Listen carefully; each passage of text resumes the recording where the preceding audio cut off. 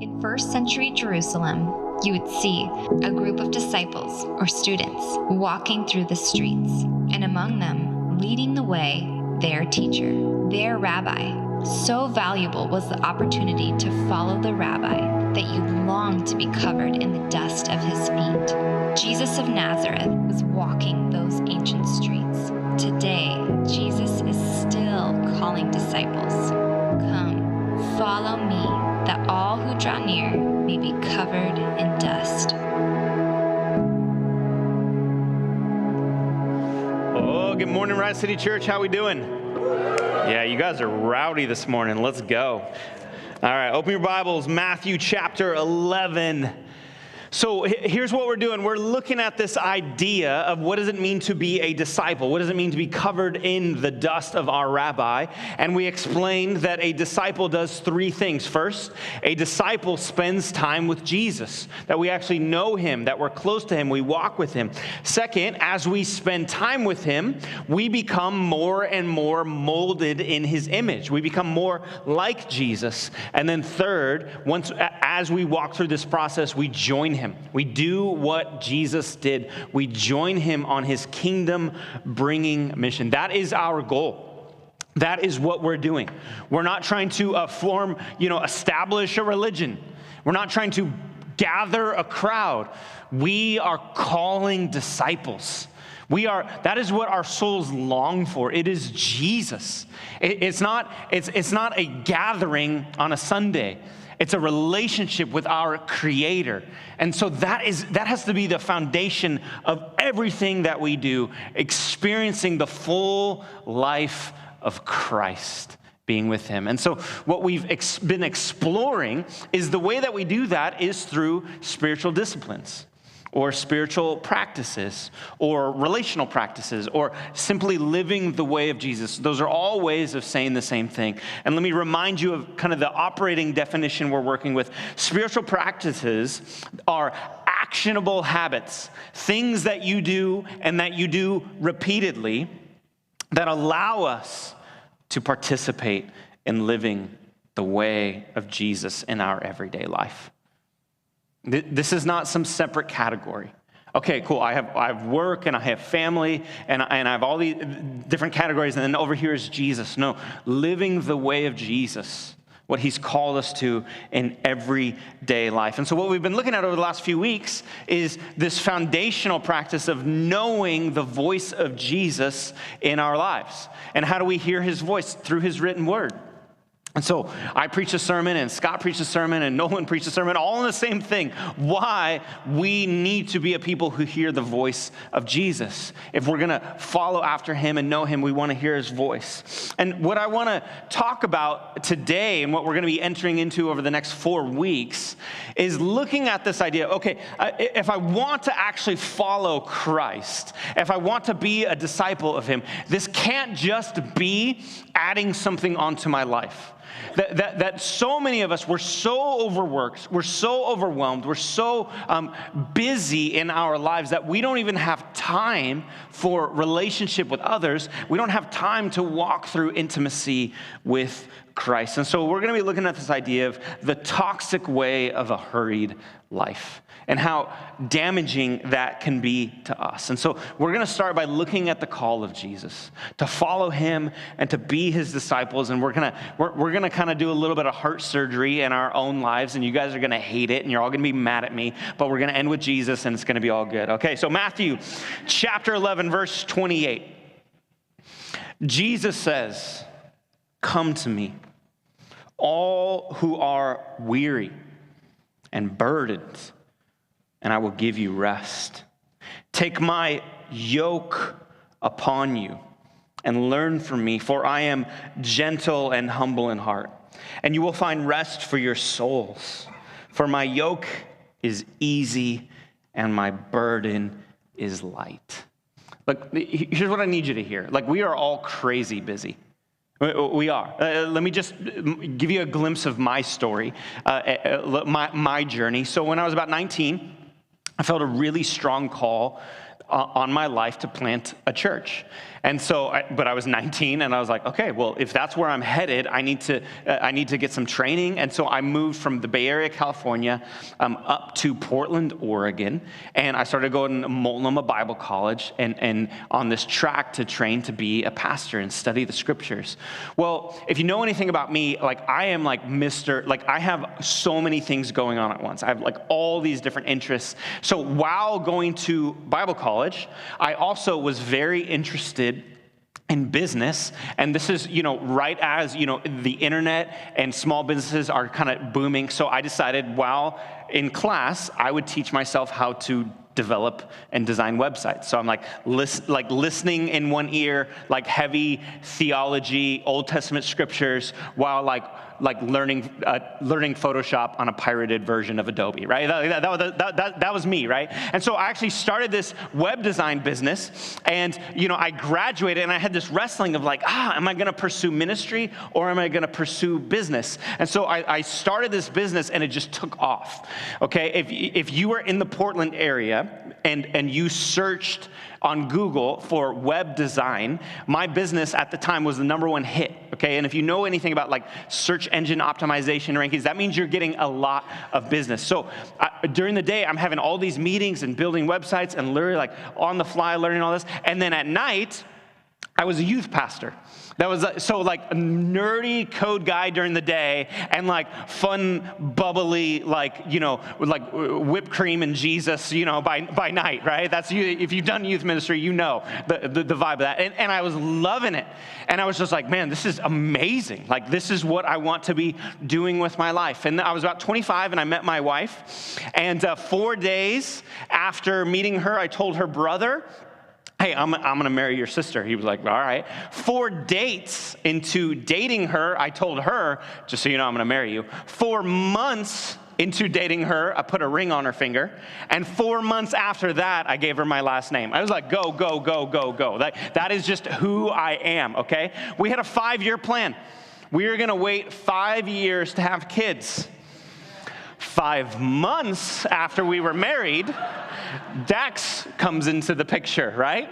And she gets pregnant with Dax, okay? And so all of a sudden it's like, okay, now we're going to have a kid. Now what does this look like? You know what we should do? We should quit like our job. Like I should stop doing youth ministry and seek the Lord and what's next. And we should plant a church. And so we plant this church all while still, so Dax is 6 months old.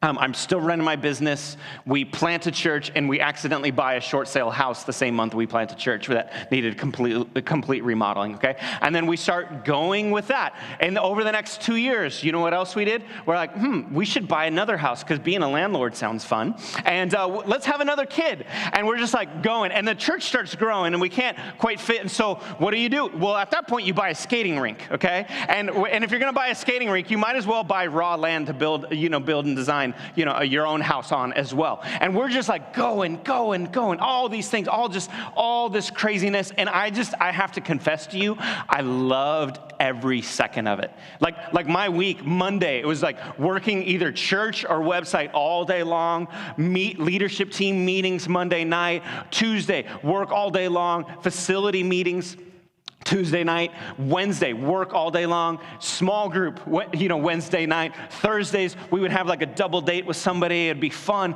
Friday, Saturday, Sunday, I'm preparing to preach, start over Monday, and I'm like, this is it, like this is the jam. And then we were at small group one week, and somebody asked my wife, Jessie, what's it like being married to Jason? And she says, it's like being married to a freight train. And I thought it was a compliment. Whoopsie. Like, we're crazy busy. Do you feel that? Like the pace we run at, where we go? And Jesus says, all who are weary and burdened. This word weary, it means you're exhausted. You're from all the work you've been doing. Like I feel like I can't keep up. I feel like I gotta keep going. I'm worn out. I'm depleted. There's nothing left in the tank. Burdened, what it means, it's a word that means overloaded to the point where you can no longer function properly. Like there's actually too much weight. Like I don't know if you feel that ever, but you feel burnt. You feel like I feel overloaded to where there's so much on my shoulders that I can't even function properly. It would be the term that would be used of the load capacity in the back of a pickup truck. So you get a pickup truck, and it always says, hey, this is how much weight this truck can carry and still function properly. And if you're a guy, you're like, challenge accepted, right? And then all of a sudden you got a lowrider, and you put more gravel, and you're like, I think I can get out of the driveway, and maybe you can. I think I can make it down the street, and maybe you can, but eventually, if you are overloaded, things are going to start breaking. That's what Jesus is speaking to. He says, all who are weary and burdened, and that's our society. We are overworked and overloaded. We are busy, and we are addicted to it. We're addicted to the speed, to the rush, to the pace. Like it started out as like Wall Street gurus and entrepreneurs, and now it seems like everybody's busy. Have you noticed that? Like, it doesn't matter who you talk to a college student, and they just seem overwhelmed. You're like, yeah, wait till you have kids. You get like judgy, Yeah, you have kids. Imagine you're drowning and someone hands you a baby, right? But everybody is. Baristas are busy. Stay-at-home moms, remote workers. We all thought like, I'm going to start working from home. This is going to be great. Now, the problem with working from home is you never leave work, right? And so now you're like, I'm actually juggling all these things while trying to work at the same time. Even I'll talk to retired people, and I'm like, you sound really busy. Like I thought it was like, you're supposed to be like at the beach, living out of a van down by the river now. Like, isn't that the goal? And that you get bored with that after 2 weeks, and we're addicted to the rush. You ask people, how are you doing? Like, I'm just really busy. And we wear it like a badge of honor. I picked up my son Dax from school the other day, and immediately he gets in the car. He goes, Dad, how many hours until bedtime? He's like, I had to know. He's like, okay, he's planning his day and mine, right? Like, here's what we're doing. And there are elements of this that I just need you to hear that are a new phenomenon. Like, there's been a movement, okay? So, you know what it started with? It started with the invention of the light bulb. Because before the invention of the light bulb, when you went to bed? When God said, lights out, right? Before, in the late 1800s, the average, how long the average person slept each night? 11 hours. Yeah, some of you guys are like, that is my spirit animal. Like, I was born in the wrong century. Like, I would thrive in that. You read these biographies of people waking up at 4 a.m. for prayer and fasting. And I'm like, they're so much more spiritual than me. I'm like, no, they went to bed at 7. Like, after 9 hours, you're like, it's time. Like, do something with my life. The average today, what it is, the average American, how long the average American? 7. Yeah, you guys all know it because you're like goaling for 7. You're like, I got 5, right? 7, that is a shift, a massive shift. When technology, the technological revolution started even beginning, in the late 1960s, they had a Senate committee that made a prediction. They're like, looking at how technology is going to enhance our lives and how automation and the future of like robotics and all these kind of things, we predict that by 1985, the average American is going to work 22 hours a week because everything's going to be automated. And they're only going to have to work 27 weeks a year. How are we doing at that, right? That didn't happen, did it? Like, now we just work for all those robots. They're like, tell us what to do, right? Like that there's been this shift. And part of this shift has been the invention of the cell phone, and particularly the iPhone, right? I remember being 16 years old, my mom got me a cell phone for my birthday, and I was mad. I'm like, why do I want one of these stupid things? She's like, so I can call you. I'm like, exactly. And now, the average iPhone user touches their phone 2,617 times a day. Like, that shapes you. You're always being bombarded with the next thing, the next message, the next thing to feel FOMO over, right? And even our attention span. Before the digital revolution of the 2000s, our attention span was 12 seconds. Since then, it has dropped to 8 seconds. For context, a goldfish is at 9. Now, I don't know how you do your scales, but anytime you're below goldfish, I do not feel like that's a good thing. Like, we're not doing good, humanity. And we've just become addicted to the rush of life. Have you realized that if you think about taking a day off or taking a nap, you feel guilty? Like that feeling that you had, I shouldn't have done this. You look at your calendar and you see an open night of the week and you don't think, that's a perfect evening for rest and relaxation. You're like, people don't love me anymore. I need to fill that. And so here's what I need you to see, is that an overbusy, hurried life of speed is the new normal in our Western world, and it is killing us. You guys, it's not the way of Jesus. They've began to diagnose a sickness that they call hurry sickness. It's when they're so overwhelmed with life and the rush, they can no longer be present. They can no longer enjoy the moment. They're always accumulating, I need more and more things to do. And even when things are happening around them, you feel so left out, even if you're doing things yourself. Recently, I had somebody show me, they were on vacation, and they showed me an Instagram of other people who were hanging out, and they're like, I feel left out. I'm like, you're on vacation right now. Of course you couldn't be invited. That's literally we feel this because we are hurry sick. We feel like we're missing out if we're not doing more and more. And so I want you to participate with me a little bit. I'm going to go through 10 symptoms of hurry sickness. And you can do it on your fingers. There's going to be 10 of them. And just keep track, or you can do it in your mind. But as I go through these, I want you to just recognize, okay, how many of these you're like, this is actually true. This is from a book called Strengthening the Soul of Your Leadership by Ruth Haley Barton, and I just think it's brilliant. All right, number 1, irritability.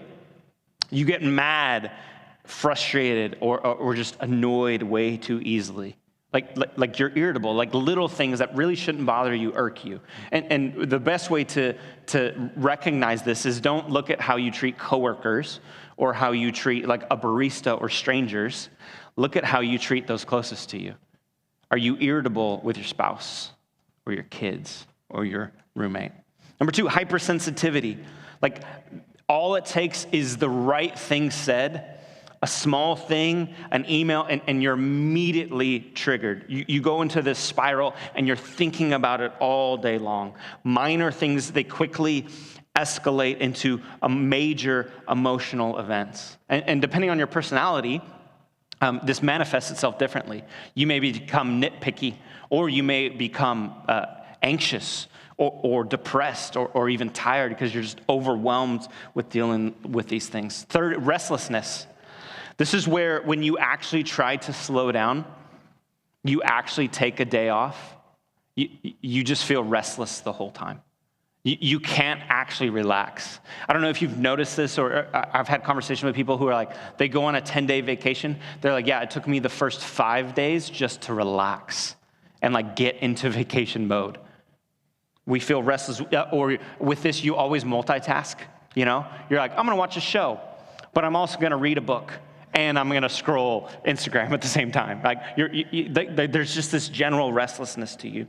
4th, workaholism, or maybe nonstop activity. You work, you just hunger for more. I work and I work. The day is never over. You get home from work and you have all the tasks you want to do at home and you're going for it. And one of the biggest problems with this is the people nearest and dearest to you, they just get your leftovers.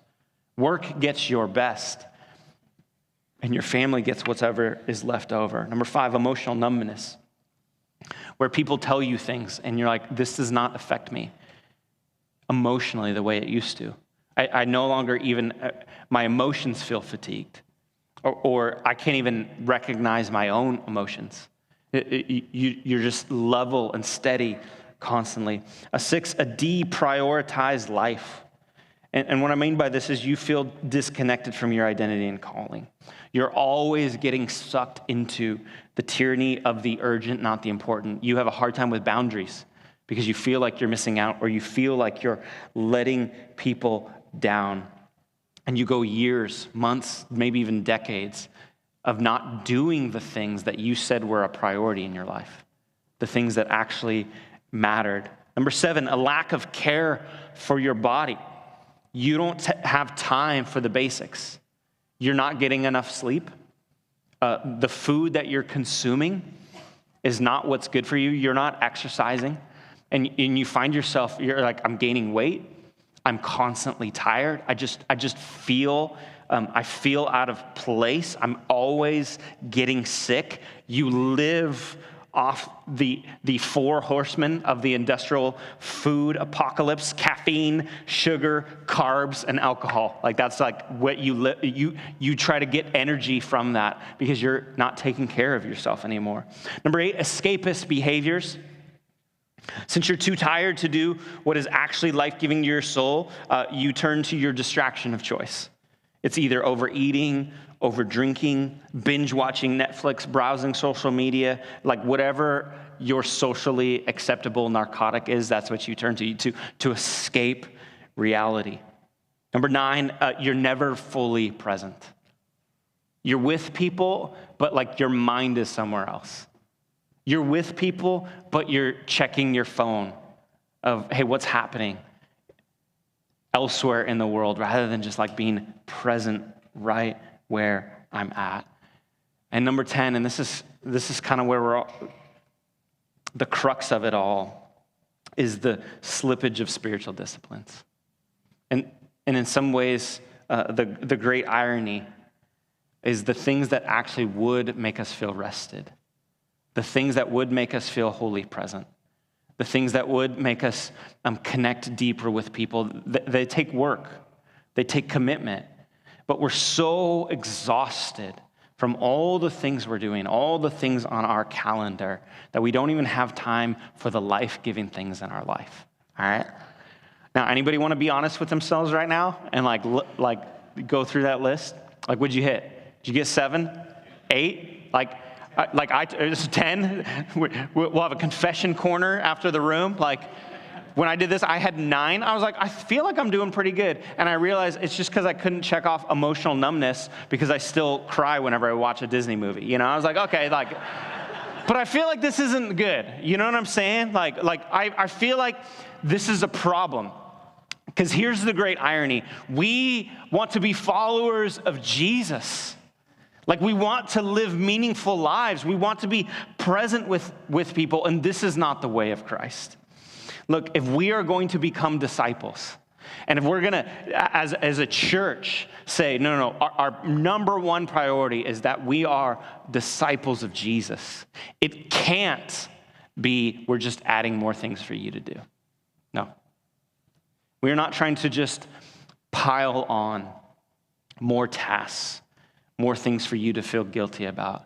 No. That as disciples of Jesus, we could look at a Savior who carried the weight of the world on his shoulders, yet somehow still walked slowly, somehow still had rest and margin in his life. Because here's what we need to see is that hurry, it's incompatible with the way of Jesus. It is.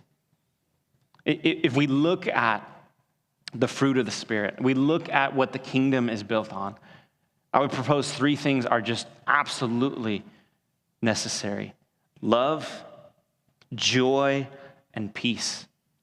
These aren't just emotions we feel. This is a way of being.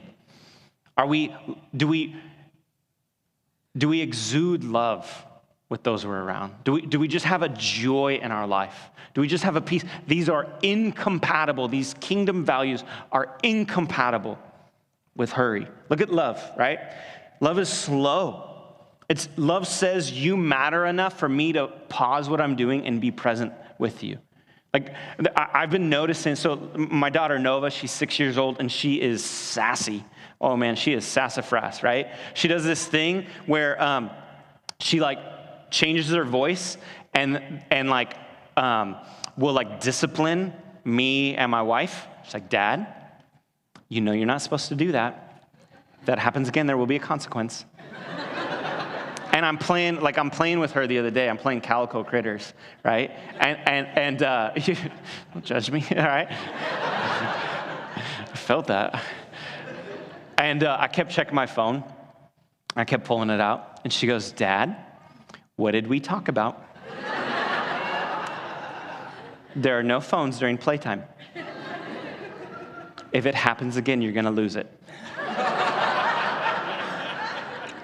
And you know what's crazy about that moment? I wasn't like, listen, I'm your father. Okay, you don't talk to me that way. I was like, you're right. Because she was, am I right? I'm like, no, like, what am I doing? Like love slows down. Love is present. Love isn't worried about all the 27 things that I'm saying. Somehow this email is more important than my 6-year-old daughter, right? That's why it's incompatible in these moments. Japanese theologian Kosuke Koyama, he wrote this book called The 3 Mile an Hour God. And he says, God walks slowly because he is love. If he is not love, he would have gone much faster. But love has its speed. It is an inner speed. It is a spiritual speed. It is a different kind of speed from the technological speed to which we are accustomed. It is slow, yet it is Lord over all other speeds, since it is the speed of love. I mean, have you realized how as a society, we use slow as a negative term constantly? You know, if somebody's not the sharpest crayon in the box, you know what I'm saying? Like we call them slow. If we go to a restaurant and the service is poor, we're like, no, it's slow. If you're watching a movie you don't enjoy, it's slow. Like everything about it. Like we always label it as slow, but that's not the way of the kingdom. In the kingdom, slow is of the devil. Corrie ten Boom, she said this beautiful thing. If Satan can't make you bad, he'll make you busy. If he can't make you bad, he'll make you busy because it distracts you from slowly walking with Christ. What about joy, right? Can joy be compatible with hurry? Absolutely not, because you're literally rushing through things. Like we don't enjoy what is in front of us. You ever watched like a little kid on a swing and like looked at their face at the joy they're experiencing, or they're like chasing bubbles, right? And you're like, you have more joy in this moment than I've experienced in a decade, right? They're just solely, fully present, right? Like, oh, this bubble, it's gonna pop. You're like, yes, it is. Like this swing, it's gonna go up. And there's joy. I saw this picture yesterday, and it was of Tiger Woods, and he's teeing up, right? And it's got this crowd behind him, and they all have their cell phones. And they're not looking at Tiger while like filming, like they're like looking at their phone, like filming him. Like the digital experience somehow is better than being in front of Tiger Woods. And there was just this old man, and he's standing there, and he's got a Michelob Light in his hand. Everyone else has a cell phone, and he's just like, I'm standing in front of Tiger Woods, watching him swing. It's a good day. Like it's just a joy in his face. I was like, this is like, I'm not saying you need a Michelob Light to like enjoy life, right? But like just the moment, the beauty of it. Like we are not present. We do not enjoy things. And peace, like I don't even know if, like, do I even have to make an argument for peace and hurry, right? Like next time, if you think like peace and hurry are compatible, just watch your behavior in your family when you're late for something and you're trying to get your kids in the car. Like, is the shalom of the Lord, like the deep-seated peace of God resting upon your family? And that, no, it's not. You're saying irrational things. You're like, get in the car or I'm selling the dog. Like, come on. Like, right? This is not the kingdom. Like, what are we doing to our lives? We're rushing, we're moving, we gotta go, and we're addicted to it, and we think that's the only way I'm valuable to society. That's the only way I'm living my calling, if I do all these things. And this is not the way of Christ. I need you to just feel this in this moment. Like you're killing yourself. You are destroying your spirituality. You are ruining your relationships. And it's not the way of the kingdom. Ronald Rolheiser, he puts it like this in a book he wrote in the early 2000s. He says, today, A number of historical circumstances are blindly flowing together and accidentally conspiring to produce a climate within which it is difficult not just to think about God or pray, but simply to have any interior depth whatsoever. What is he saying? He's like, the way life is, it's made it impossible for us to have depth in our lives. We, for every kind of reason, good and bad, we're distracting ourselves into spiritual oblivion. It is not that we have anything against God or depth or spirit. We would like these things. It's just that we are habitually too preoccupied to have any of these things show up on our radar screens. We are more busy than bad, more distracted than non-spiritual, and more interested in the movie theater, the sports stadium, and the shopping mall, and the fantasy life that they produce than we are in church. Pathological busyness, distraction, and restlessness are major blocks today within our spiritual lives. I read this book in 2004. It was 3 years before the invention of the iPhone, and he was feeling concerned that we are too busy and distracted to have actual spiritual depth in our lives. Like, man, if Ronald could see us now, we are rushing ourselves into spiritual shallowness. We have no depth. A handful of years ago, this new restaurant opened up over by IKEA, and I was like so excited about it because they just made two things. Fried chicken sandwiches and bratwurst. And I was like, I don't know whose calling in life it was to build this restaurant, but I value and appreciate that person. I was so happy about it. I'm like, I don't even have to decide what restaurant to go to anymore. Like, I'll just go there and decide which of the two. And I go in, and they just opened up, and I mean, it was hustle and bustle. I mean, they were just moving. Like, it was like an open kitchen concept, so you just see all the cooks back there, and they're just moving, and they're, you see the stress, and there's this line, and everybody's sweating. And I get my sandwich, and I sit down, and I take a bite, and I'm like, this is the Shekinah glory of God. It was so delicious. I kid you not. This was the most tender, juicy chicken sandwich I've ever had in my life. It was so good. I was like, I need to actually open this sandwich to see the insides. And so I did. And I realized why it was so tender and juicy. It was because it was like, it was a bit on the rare side. And I literally was like, they forgot to cook my sandwich, right? And in that moment, I'm like, am I going to die? Like, what's going to happen, And so I go to the manager, and I was like, hey, can I talk to you? I'm like, I don't want to make a scene. And I was like, hey, I just need to show you my sandwich. And I open it, and he gasps. He goes, which I'm like, that's not the response I was hoping for in this moment.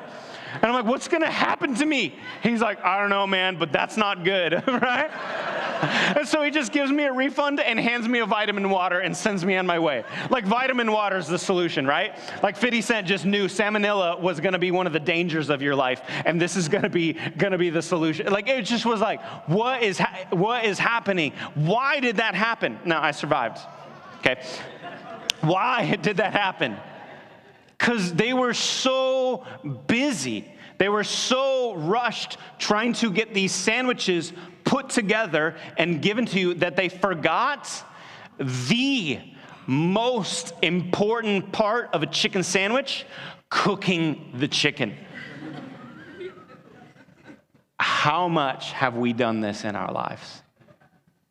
Where we are so rushed trying to live fulfilled, satisfying lives that we're missing on the most important thing. What is the most important thing? It's spiritual depth with our Creator and relationship with those around us. It's incompatible with the way of Jesus. But here's the good news, that Jesus has offered us a way. And what we need to do is we need to take the yoke of Jesus upon ourselves. We need to actually walk with him. What if we could actually live in a way that had rhythm and pace and was actually sustainable? And can I just encourage you in this moment right now? Like, would you just take a big sigh of relief the weight of the world is not on your shoulders.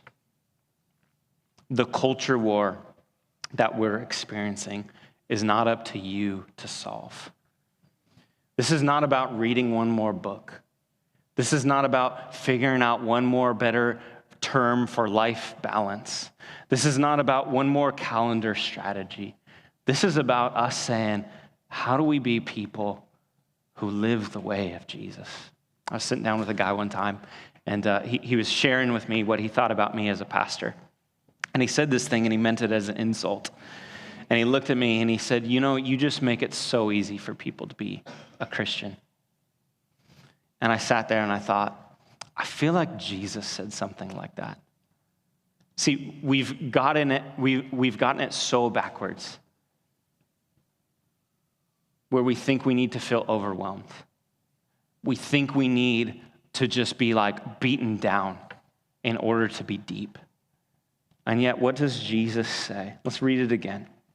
Come to me, all you who are weary, all you who are overworked, all you who are burdened, all you who are overloaded, and I will give you rest.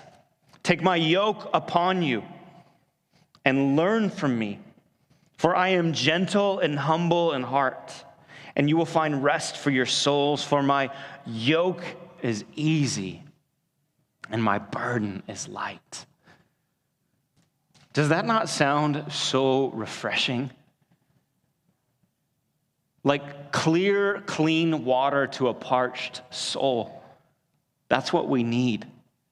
We need the way, the life, the hope, the healing of Jesus. I want to read the Message paraphrase for you because it's just so good on this passage. Are you tired, worn out, burned out on religion? Come to me. Get away with me and you'll recover your life. I'll show you how to take a real rest. Walk with me and work with me. Watch how I do it. Learn the unforced rhythms of grace. I won't lay anything heavy or ill-fitting on you. Keep company with me, and you'll learn to live freely and lightly. See, if we feel this, Jesus lays out two things that we need to do. First, we need to bring our burdens to Jesus. Like, what is feeling overwhelming to you?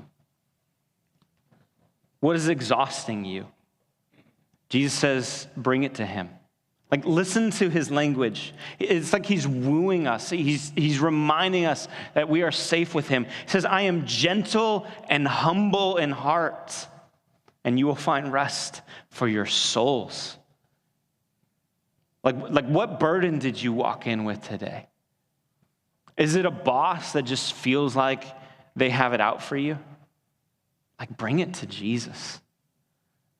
Is it a relationship that just feels like it is crumbling apart? Bring it to Jesus.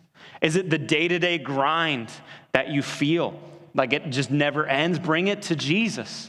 Is it a season of singleness that you never wanted or lasted way longer than you ever expected? Would you bring that to Christ? Are you trying to find a home for your family? And it seems like every opportunity just vaporizes before your eyes. Bring it, like whatever it is Jesus cares about. It matters to him because it matters to you. But we need to be a people that come to him in prayer. I say, Lord, I need you to help me believe and trust that you actually care about these things in my life. And would you bring them to Christ? In worship, posture yourself. Jesus, you are King. You are ruler. I need you to take this off my shoulders. I can't bear this burden any longer. Get away and sit and journal and cry out to him. But bring your burdens to Christ. And let me tell you what Jesus is going to do. Because we think, okay, if I just do this, then he's going to take it away. He's not going to take it away. That's actually not typically what he does. He does two things. One, he walks with you through it. He says, you don't have to carry this alone anymore. And two, he carries the load. He gives you a way to live to where you can actually live out your calling, to where you can actually live out the burdens that he's put in your life. Because it's not about us just disappearing. It's about us walking with Jesus and the way of Jesus. And the way we do this is by taking his yoke upon us. This word yoke, it's actually a term, we looked at it a few weeks ago. It's a term for a rabbi's teaching or interpretation. It's the way that we are to live. It comes from a farming term where they would take 2 oxen and they would put a yoke on them. And it does 2 things that you can see. One, it attaches them together. And Jesus is saying, take my yoke upon you. Attach yourself to me, that we can walk in unison, that we can carry this together. But it also attaches them to the load that they're bearing behind so that they're carrying it properly. And what Jesus is saying in the scriptures is not, hey, there won't be any burdens in your life. He's saying, if you live the way that I call you to live, you're going to be able to carry these things side by side with me properly. And you're going to be able to walk and thrive in them.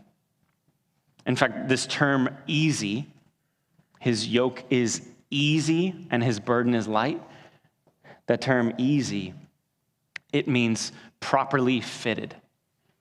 It's like when you go and get a suit tailored, saying my yoke is perfectly fit for the life that I've called you to. This is why the way of Jesus is the fullness. And so here's my ask. Man, would you acknowledge these things today?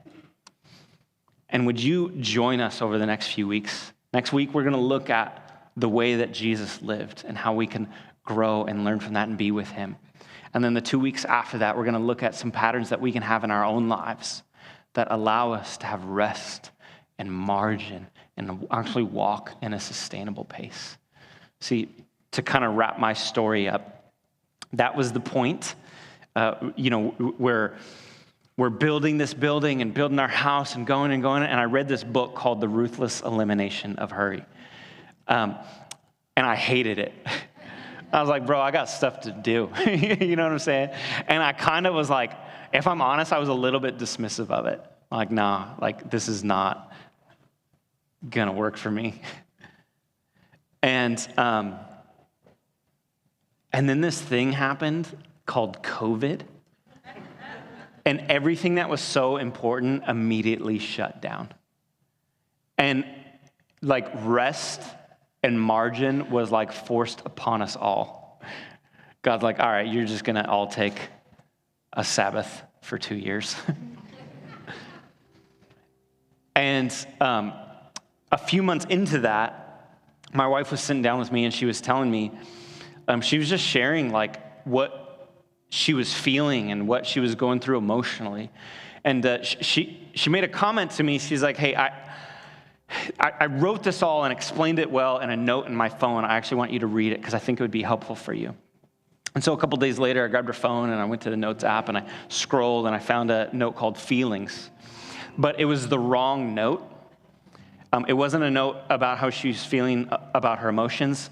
It was a note her honestly sharing how it felt being married to me. And I remember lying down reading that, and one of the lines that she says was like, I feel like you're a conductor of a train, and my whole life is spent running behind, trying to catch up. And I remember thinking in that moment, like, I have to change. Like I may think I'm thriving in this pace, but like I'm killing those around me. Like I am putting a brutal pace on my kids. Like I'm putting a brutal pace on my church. Those of you guys who have led with me for years, like you remember what that was like. Like it was like, this is intense. And we were just go. Jesus, over these last 2 years, he has done a work in me that has not only made it more sustainable for my long-term run, but for our church as a whole. And so you'll notice, like, we're not just this program heavy, do things every night of the week church. We're like, no, we gather on Sundays, and then we gather in groups. Like, we need to be a people who live the way of Jesus. And I just need you to acknowledge in this moment, like, if you are running yourself ragged, you are killing yourself, either physically, emotionally, spiritually, or maybe all three. And that's not the way of Christ. We need to be a people who live the way and the pace and walk as Jesus did. Lord, would you guide our church in this? As disciples of you, would we just have this sense of relief as we take on your yoke, your way of living, your way of walking? Would it be rest for our souls? Would it draw us deeper into relationship over the things that matter? Would it draw us deeper into relationship with you? Would we be a people who walk slowly, that walk the speed of love, that find joy in the moments that you give us and can bring peace of the kingdom as we walk? We pray all this in your name. Amen.